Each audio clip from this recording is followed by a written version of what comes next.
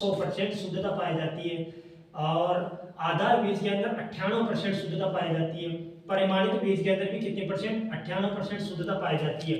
इसके अलावा इनमें पूछता है कि इनमें टेक का रंग पूछ लेता है कि किस प्रकार का टेक लगाया जाता है।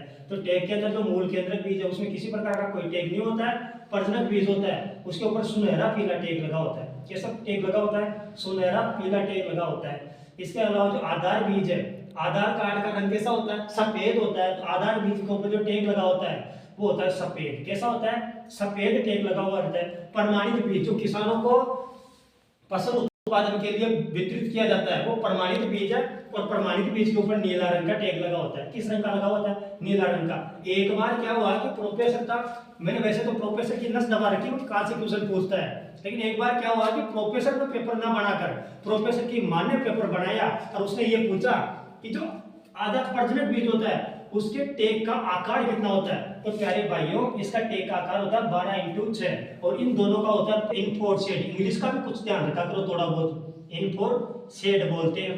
और जो प्रमाणित ये प्राथमिक सुसुप्तावस्था है इसको बोलते हैं इंग्लिश में इननेट। क्या बोलते हैं? इंटेंट बोलते हैं।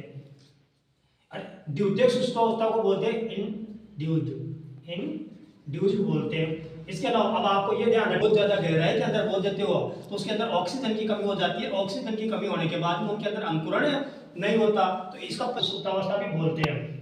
जन्मजात का मतलब होता है कि जो एक पीढ़ी से दूसरी पीढ़ी के अंदर आ जाती है। जैसे कठोर कवच हो जाए बीज का, कैसा कवच हो जाए? कठोर कवच हो जाए, अपरिपक्व भ्रूण हो जाए, क्या है? अपरिपक्व भ्रूण हो जाए।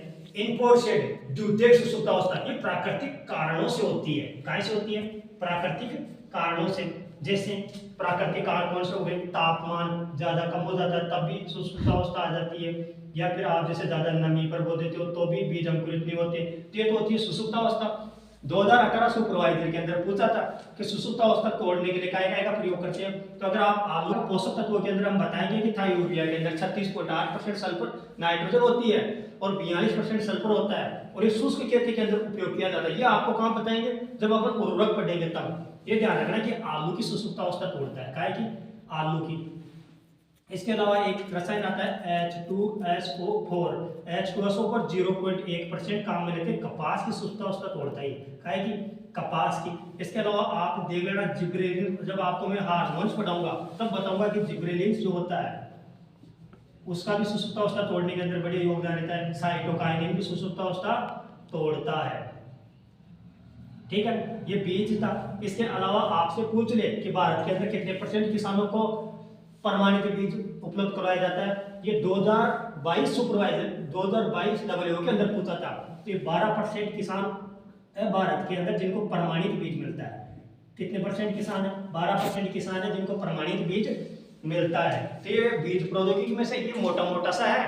इसके अलावा आपको नोट्स दे दिए गए हैं, इनमें से आप देख लेना। ये आपको पूर्णतः एनसीईआरटी के आधार पर बताया गया है। इसके अलावा बीज प्रौद्योगिकी में से